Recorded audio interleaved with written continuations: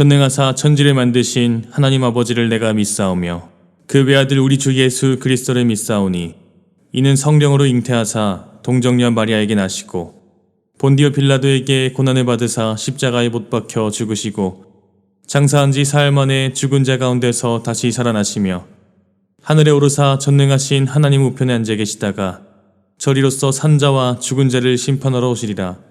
성령을 믿사오며 거룩한 공회와 성도가 서로 교통하는 것과 죄를 사하여 주시는 것과 몸이 다시 사는 것과 영원히 사는 것을 믿사옵나이다. 아멘. 여러분 안녕하세요. 지승훈 전도사입니다. 자, 지난주에는 성경 읽어주는 남자 시리즈가 진행되었죠. 그래서 하나님께서 이스라엘 백성들을 구원해 내시는 아주 명확한 길, 바로 예수 그리스도를 보내주셨습니다. 매일 흔들리고 실패하는 백성들에게 하나님께서 아주 좋은 길을 주신 거죠. 그리고 예수님께서는 사람을 가리지 않으셨습니다. 사람들은 누구나 저마다의 무게를 짊어지고 살아가잖아요. 그 모든 사람들에게 다 말씀하십니다. 내게로 오라. 너희들 모두에게 하나님의 나라를 보여주겠다 라고 하신 것입니다. 그래서 우리는 누구나 예수님의 말씀을 따라 살면 하나님의 나라를 경험하게 되는 것입니다. 자, 그런데 지난주 시리즈 이런 질문으로 끝나죠. 왜 400년이라는 시간을 기다려야만 했을까요?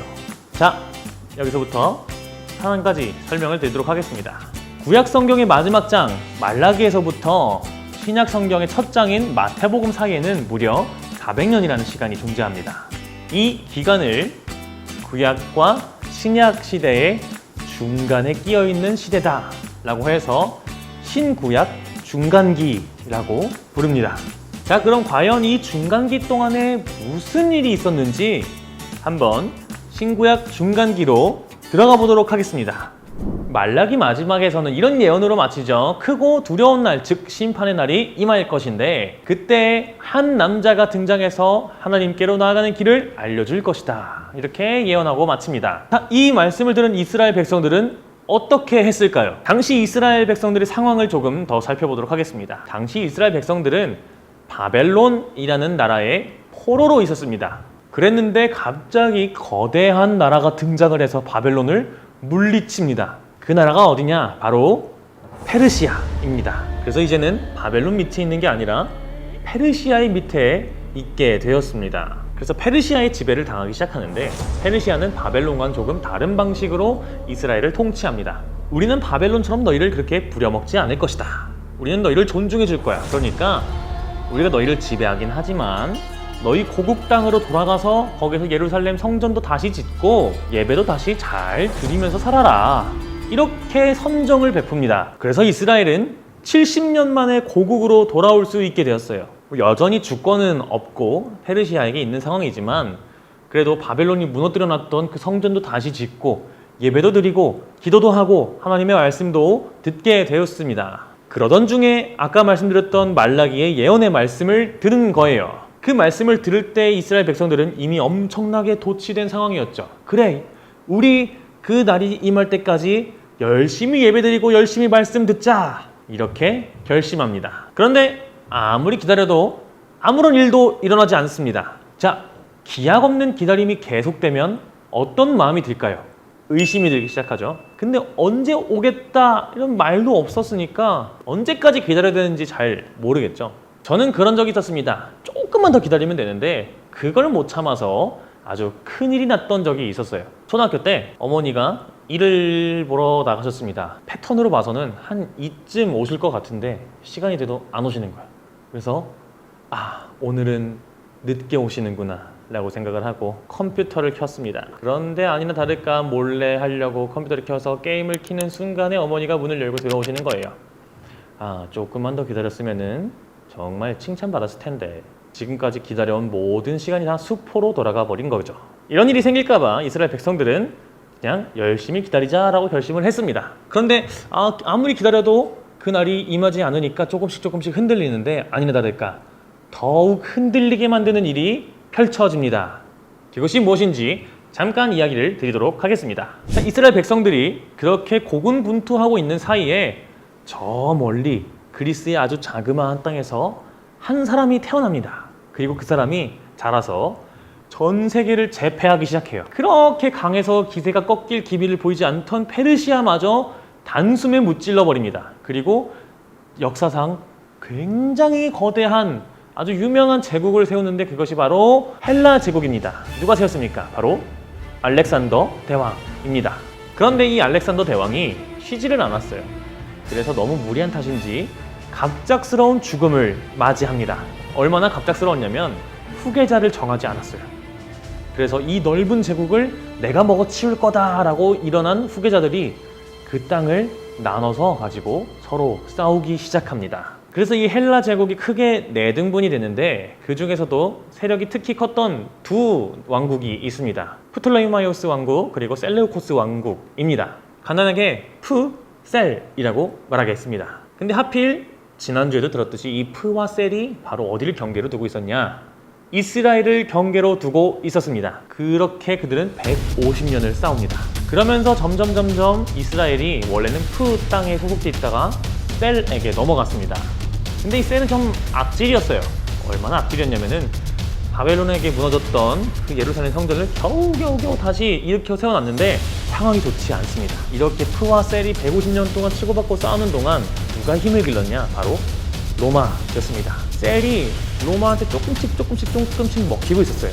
그래서 결국 셀이 로마에게 조공을 바치는 지경까지 이르게 됩니다. 이 조공 바칠 금이 부족하다 보니까 그 금을 어디서 가져왔냐면은 바로 이스라엘의 예루살렘 성전에서 다 가져왔습니다. 그래서 안에 있던 예배 드릴 때 사용하는 모든 금들이 다 로마에게 가게 된 거예요. 그리고 그렇게 빈 자리에 이 셀 사람들이 뭘 채워 넣었냐? 제우스 신상을 채워 넣었습니다. 감히 이스라엘 예루살렘 땅에 이방신을 세워 놓다니 아주 사람들이 분노했죠. 그런데 모든 사람이 다 분노했던 것은 아니었습니다. 생각보다 이 헬라 문화 괜찮잖아 라고 생각하는 사람들이 생기기 시작해요. 자, 헬라 제국 때 아주 큰 문화의 흐름이 생겨났죠. 바로 헬레니즘이라고 하죠. 이 헬레니즘 문화를 맛보니까 너무 신선하고 좋은 거야. 그래서 그 문화를 적극적으로 수용하는 사람들이 나타납니다. 야, 우리가 언제까지 그렇게 기다리기만 할 거냐? 이거는 세계의 흐름이다. 이 세계의 흐름을 받아들여야 우리도 더 큰 발전을 이룰 수 있다 라고 말하던 사람들, 그 사람들이 바로 누구였냐면은 사두개인이라는 사람들이었습니다. 이 셀이랑 로마 입장에서는 이런 생각이 들죠. 생각보다 우리를 적극적으로 잘 받아들여 주네. 너무 좋다. 너희들 아주 큰 자리를 줄게 해서 큰 권력을 쥐어줍니다. 그래서 귀족이 되었고요. 정치에서 아주 큰 힘을 지니게 되었습니다. 그리고 대지사장 자리까지 다 이 사람들로 앉혀버리죠. 반대로 여전히 우리는 신앙을 잘 지키자, 예배 성공하자, 그때까지 우리 계속 기다리자 라고 주장하던 사람들도 있었습니다. 그 사람들이 누구냐면은 바로 바리새인이었습니다. 신약 성경에서 이 바리새인들이 굉장히 안 좋게 비춰지는데 처음부터 나쁜 사람은 아니었습니다. 어쨌든 사두개인은 그냥 헬레니즘 받아들이자라고 하고 이 바리새인은 안 돼. 우리는 끝까지 하나님을 향한 신앙을 끝까지 잘 지켜야 돼. 우리는 예배 성공해야 돼. 말씀을 더 깊이 봐야 돼. 이렇게 외쳤죠. 그러니까 이 두 집단은 서로가 마음에 들지 않습니다. 열심히 치고받고 싸우는 사이가 되어버리게 되었습니다. 그렇게 하나로 똘똘 뭉쳐있던 유대인이 분열되기 시작합니다. 이렇게 서로 분열되는 사이에 로마가 셀레우코스 왕조를 무찌릅니다. 그리고 이스라엘까지 와서 이스라엘을 차지하게 됩니다. 자, 이 로마가 이스라엘을 다스리기 시작하면서 제일 먼저 한 게 있어요. 무엇이냐면은 내가 다스리는 나라가 과연 어떤 나라인지, 인구는 몇 명인지, 어디에 어떤 사람들이 살고 있는지를 조사해야 조금 더 편리하게 그 나라를 다스릴 거 아니에요. 그래서 호적을 등록하게 합니다. 즉 인구 조사를 펼칩니다. 자, 그래서 바로 이때 예수님의 부모님이었던 요셉과 마리아가 베들레헴으로 가서 호적을 등록하게 되죠. 바로 이 로마가 통치하기 시작하면서 그렇게 된 것입니다. 그렇게 그곳에서 예수님을 낳게 됩니다. 참 신기하죠? 이 성경 스토리가 이렇게 진행이 되는 거예요. 그래서 말씀에 보면 이런 말씀이 있습니다. 유대 땅 베들레헴아, 너는 유대 고을 중에서 가장 작지 아니하도다. 내게서 한 다스리는 자가 나와서 내 백성 이스라엘의 목자가 되리라 하였음이니이다. 이런 예언의 말씀이 있었는데 로마가 이스라엘을 다스리기 시작하면서 예수님이 베들레헴에서 태어나게 되고 결국 이 예언이 성취되게 된 것입니다. 그래서 베들레헴에서 나신 이 예수님이 이 세상의 새로운 왕이다 라고 사람들이 관심을 갖기 시작했습니다. 이런 이야기가 막 퍼져나가니까 누가 가장 불편했을까요? 사두개인과 바리새인입니다. 사두개인 입장에선 이 로마한테 딱 붙은 덕분에 권력을 차지하게 됐죠. 그런데 로마의 황제가 아니라 새로운 왕이 온다? 그러면 내가 지금 이렇게 만들어 놓은 권력은 어떻게? 이런 생각이 드니까 예수님이 너무 싫었던 겁니다. 자, 그럼 반면에 바리새인은 어땠을까요? 그들은 하나님의 약속을 붙잡고 언젠가 올 그 구원자를 기다리는 사람들이잖아요. 근데 왜 예수님이 싫었을까요? 하나님께서 보내실 그 구원자는 좀 더 엄청난 능력을 가지고 올 것이라고 믿었기 때문이에요. 그래서 예수님은 말 구유에서 나셨잖아요. 구세주 아니다. 이런 식으로 생각하게 된 거죠. 바보같이 온다고 해서 400년이나 기다려놓고 진짜 눈앞에 온 줄도 모르고 여전히 구원자를 기다리고 있는 겁니다. 참 바보 같은 거죠. 그래서 어쨌든 이 예수님은 구원자가 아니라고 생각하고 다른 메시아를 계속 기다리는 중입니다. 그러니까 이들의 입장에서 예수님은 가짜예요. 그래서 예수님 저 사이비 이렇게 손가락질 하면서 예수님을 굉장히 미워합니다. 자, 그래서 계속 싸우기만 하던 사두개인과 바리새인이 공통적으로 의견이 모은 게 있는데 바로 예수님을 없애다라는 것이었습니다. 그렇게 로마에게 잡아서 넘겨버려요. 근데 로마 입장에선 사람 한 명 가지고 뭐 흔들릴 나라가 아니거든요. 그래서 신경을 안 쓸 수도 있는데 죄질이 좀 남다릅니다. 사두개인은 이렇게 고발한 거예요. 이자가 황제 대신 새로운 왕이 되겠답니다. 그리고 바리새인 입장에서는 또 이렇게 고발을 한 거예요. 이자가 신의 아들, 자기가 신이랍니다. 자, 로마의 입장에서 어떻게 들렸을까요? 로마가 어떤 나라냐 하면은 로마는 황제를 숭배하는 나라입니다. 황제가 곧 신이었어요. 이 황제가 왕과 신의 역할을 동시에 하는 그런 나라였는데 이 두 가지가 지금 다 까인 거죠. 예수가 왕이라고? 내가 신인데 예수가 신이라고 하고 다닌다고? 이거 완전 국가 반역죄 아니야? 그래서 예수님을 정치범으로 보고 반역자로 몰아서 사형에 처하게 합니다. 그래서 로마의 사형법대로 엄청나게 고난을 주고 온갖 순환을 견디게 한 다음에 십자가에서 처형을 하죠. 그런데 예언의 말씀에 보면은 이런 예언이 있어요. 메시아의 오심과 그 메시아가 어떻게 죽게 될 것인가에 대한 예언의 말씀인데요. 한번 보도록 하겠습니다. 그가 찔린 것은 우리의 허물 때문이고 그가 상처를 받은 것은 우리의 악함 때문이다. 그가 징계를 받음으로써 우리가 평화를 누리고 그가 매를 맞음으로써 우리의 병이 나았다. 우리는 모두 양처럼 길을 잃고 각기 제 갈 길로 흩어졌으나 주님께서 우리 모두의 죄악을 그에게 지우셨다. 자, 이 말씀대로 예수님께서는 실제로 엄청난 고난을 받으시죠. 그리고 십자가에서도 엄청난 고통을 몸에 안으시고 죽으십니다. 그런데 이 순환과 고난의 길을 거두려면은 유대의 법에서는 이런 길이 없어요.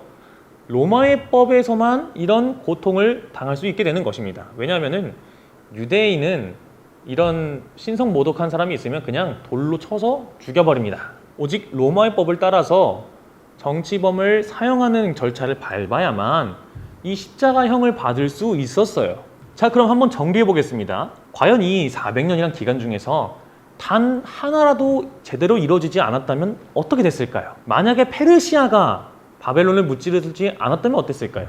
이스라엘 백성들이 이스라엘로 돌아가지 못하고 신앙을 회복하자 이런 운동이 일어나지 않았겠죠. 만약에 그 신앙 회복 운동이 일어나지 않았다면 예언이 언젠가 이루어질 것이다, 그것을 기다리면서 막 엄청나게 열심히 기다리지 않았겠죠. 만약에 알렉산더 대왕이 태어나지 않아서 헬라 제국이 완성되지 않았다면 사두개인과 바리새인이 갈라지지 않았겠죠. 헬레니즘을 받아들일 일이 없으니까요.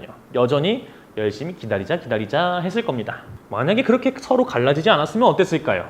이 로마 시대에 들어서서 예수님을 고발할 일이 없었을 겁니다. 반역죄가 성립이 안 되잖아요. 사두개인이 예수가 왕의 자리를 꿰차려고 합니다 라고 고발을 해야 왕의 자리에 대한 위협이 생기고, 바리새인이 예수님이 신의 자리를 넘본다고 합니다, 그렇게 말을 해야 또 로마의 왕이 또 자기 자리를 위협을 받기 때문에 자신의 왕권과 신권을 다 지키기 위해서는 예수님을 죽여야 했겠죠. 그렇기 때문에 반드시 이 존재들은 필요했던 것입니다. 그렇다면 만약에 로마라는 나라가 일어나지 않았다면 어땠을까요? 일단은 요셉과 마리아가 호적하러 베들레헴에 내려갈 일도 없었겠죠. 또 예수님께서 고난과 순환의 길을 걸을 일도 없었을지도 모릅니다. 예수님에 대한 모든 예언이 성취될 수 있게 되려면은 반드시 이 로마라는 존재가 필요했던 것입니다. 이렇듯 모든 것이 하나하나 다 들어맞았기 때문에 예언이 성취되었습니다. 그래서 하나님의 예언의 성취로 오신 예수님께서 우리에게 구원의 길을 열어주실 수 있게 된 것입니다. 이로써 알 수 있게 되는 것이 있죠. 하나님께서는 지금 과연 뭘 하고 계실까? 400년 동안 끊임없이 유대인들을 괴롭혔던 질문이었을 것입니다. 그런데 이제는 답을 할 수 있죠. 보이지 않는 그곳에서 이 세계의 역사를 이끌어 가시면서 하나님의 백성들을 구원할 계획을 실현하고 계셨다라는 것을 말할 수 있습니다. 하나님은 우리로선 다 알 수 없는 놀라운 계획을 가지고 계셨고 결국 그 계획대로 착착착착 모든 것이 들어맞게 세계사를 움직이시던 것입니다. 그리고 결국 자기 백성을 구원의 길로 이끌어내시는 하나님의 역사를 우리가 볼 수 있었습니다. 이렇게 놀라운 하나님의 계획과 사랑이 담겨있는 이야기, 바로 신구약 중간사의 이야기입니다. 그러므로 여러분, 지금 당장 눈에 보이는 어떤 결과가 보이지 않는다고 해서 하나님께서 가만히 방치하고 계신 것이 아닙니다. 하나님은 감히 우리가 상상할 수조차 없는 방법으로 지금도 변함없이 일하고 계십니다. 지금은 그게 비록 느껴지지 않을지라도 언젠가 우리가 다시 돌아봤을 때 하나님께서는 내가 모르는 그런 방법들로 일하셨구나라는 것을 깨달을 날이 분명히 온다라는 것입니다. 그렇게 하나님은 절대로 언제든 어떤 일이 있어도 우리를 포기하지 않으시는 분, 그리고 끝내 구원의 길로 인도하시는 분이라는 것을 여러분 꼭 기억하시기 바랍니다. 그래서 하나님은 오늘도 나를 위해서 일하시는구나, 이것을 기억하시고 오늘도 하나님을 향한 신앙을 지켜나가시기를 소망합니다. 그런데 우리도 당시 유대인들처럼 신앙을 지키기 참 어려운 상황 가운데 놓여 있죠. 거리두기가 또다시 연장되었다는 이런 소식이 들려오기도 합니다. 그럴 때 우리는 정말 마음이 무너지죠. 그럼에도 끝까지 포기하지 않고 하나님께서 구원하실 그 날을 기다리며 나아가는 우리 모두에게 하나님께서 반드시 구원과 은혜의 손길을 내밀어 주실 것입니다. 그것을 기다리시며 오늘도 변함없이 하나님을 향해 나아가는 여러분 모두가 되시기를 간절히 소망합니다. 그러면 전도사님이 기도하고 마치도록 하겠습니다. 하나님, 우리는 결과가 눈에 보이지 않을 때, 하나님의 응답이 보이지 않을 때면 참 흔들리기도 합니다. 특히 거리두기가 또 연장됨에 따라 우리는 더욱 힘든 마음이 커지기도 합니다.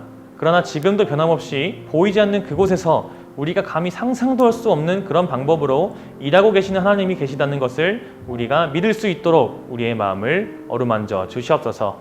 그래서 언젠가 반드시 구원의 길로 이끄실 하나님의 능력을 믿습니다. 언젠가 우리에게 하나님의 나라로 인도하실 하나님의 소망을 믿습니다. 그 믿음 가지고 살아갈 수 있는 우리 모든 팀즈 친구들 되게 하여 주시옵소서. 감사드리며 예수 그리스도의 이름으로 기도합니다. 아멘. 하늘에 계신 우리 아버지여, 이름이 거룩히 여김을 받으시오며 나라가 임하시오며 뜻이 하늘에서 이루어진 것 같이 땅에서도 이루어지이다. 오늘 우리에게 일용할 양식을 주시옵고 우리가 우리에게 죄 지은 자를 사하여 준 것 같이 우리 죄를 사하여 주시옵고 우리를 시험에 들게 하지 마시옵고 다만 악에서 구하시옵소서. 나라와 권세와 영광이 아버지께 영원히 있사옵나이다. 아멘.